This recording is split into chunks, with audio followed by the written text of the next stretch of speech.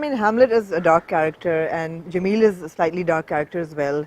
Um, so many pictures of yours come out, and at occasions you also seem like a very, not I wouldn't say dark, but very intense, brooding, very serious. Is that the real Ahad Raza Mir? I mean, Would you I call wouldn't say yes, but I think you have to at a certain level relate to your character. I mean, there's some actors who I think do a very good job in completely transforming, which is, you look at actors like in Hollywood, take Daniel Day-Lewis. He's not the same at all. His voice is Never? different, his Yeah, look is yeah. different.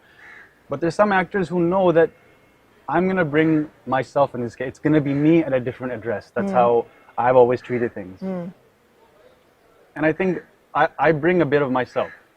It's not it won't be real unless part of Ahad is there.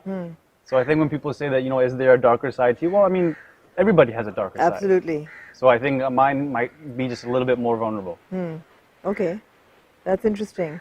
Also, you're not very active on social media, and it seems also like with the dark side, there's also a very old school romantic under that surface. I mean, you're quiet about your relationships, you don't like to talk about them, and you're not very active on social media, you're not putting yourself out there, and yet people are like, the fans are running after you. You put up a picture and you put one word and there's like this outpour of love, and Yeah. you take time out to actually respond and talk to them. So there is old school romantic down there, right? Yeah, yeah, I'll admit it, yes. But, along with that, I think, and I've said this on numerous occasions, that I think as an actor, I don't want social media to confuse me. I think my role in the industry, my role in the work I do, is limited on the set. Is limited to me reading the script, is limited to people seeing that end result. I think maybe that old school thing you talk about is that I appreciate my fans, I love my fans, and I want them to know as much about me as I think is appropriate.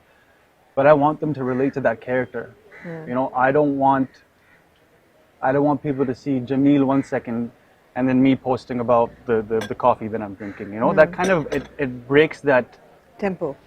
and that again I bring up this thing called the suspension of disbelief. Yeah. When one moment you're in 1940s, India, Pakistan, you're in that world, and all of a sudden you're seeing the same guy, posting about whatever it might be. I don't want Yeah. to take my audience out of that. I Yeah. think that's unfair to them. Yeah. Along with that, I think, and I might be wrong, a lot of people like social media, and I think Yeah. it's great. It's a great way for people to connect to their fans, which maybe didn't exist before.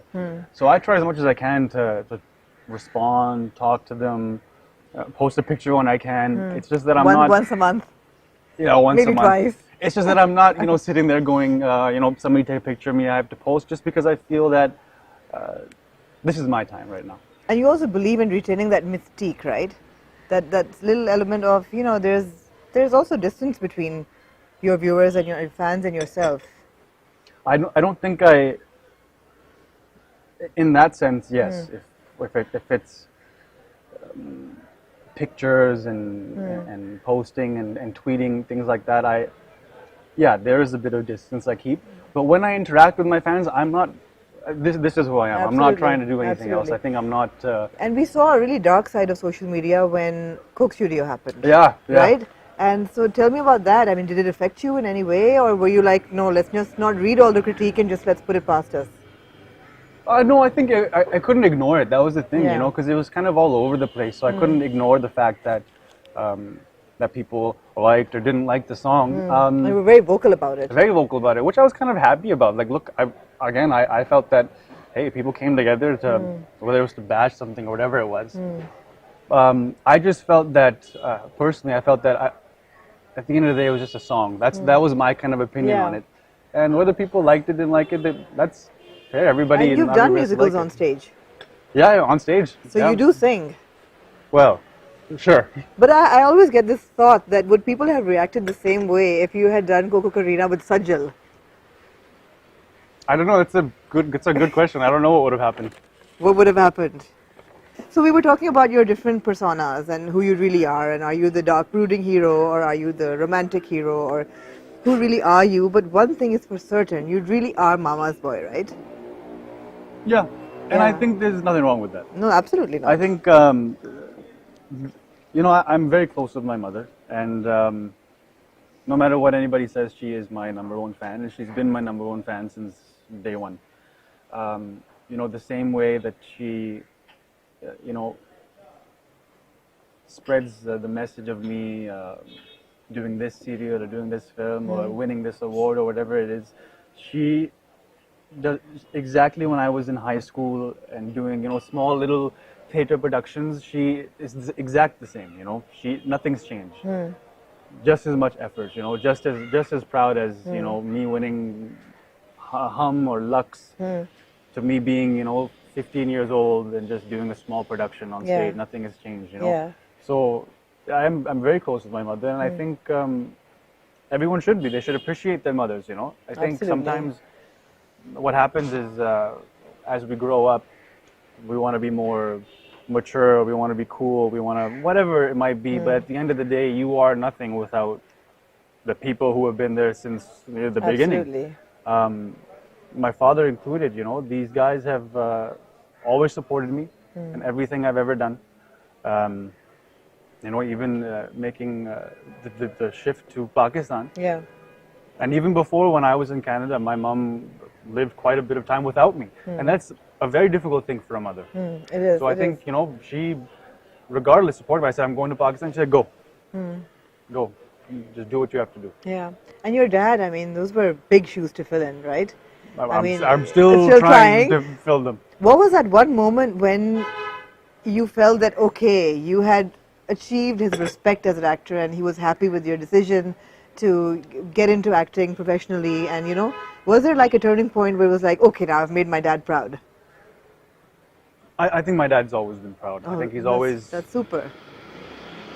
He's always been happy with the decisions I've made professionally. I wouldn't, maybe not personally. I've been a little stupid sometimes. We'd like to talk about that as well, but we'll get there eventually. But no, he's always supported me, and he's the one. When I was in school, and I told him, I just gave him a call, and I said, Baba, I'm switching to drama. मुझे business नहीं करना. All he said was, okay, great. It was almost like he was waiting for me to say that. It wasn't even like, क्या मतलब तुमने एक साल तो लगा दिया. It was like his okay was like, finally. Because that's all I knew how to do. It's all that kind of made sense to me. It's the only thing that woke me up in the morning. कि rehearsal पे जाना है या ये shoot करना है ये करना है. I obsess over it. And that's one of the reasons I can't do more than one drama. I don't understand how some people do it. Hats off to them. That's excellent. And that one time when you were doing Parwaaz-e-Junoon and Yaqeen Ka Safar and Sammi together. Yeah, which was, it was very brief. It was like a week of that. But I just don't think it's fair. I don't think it's fair to myself. I don't think it's fair to my viewer. And it's not fair to the team at every respective set. Because I'm coming from one mindset and trying to enter something else. I just think that when I'm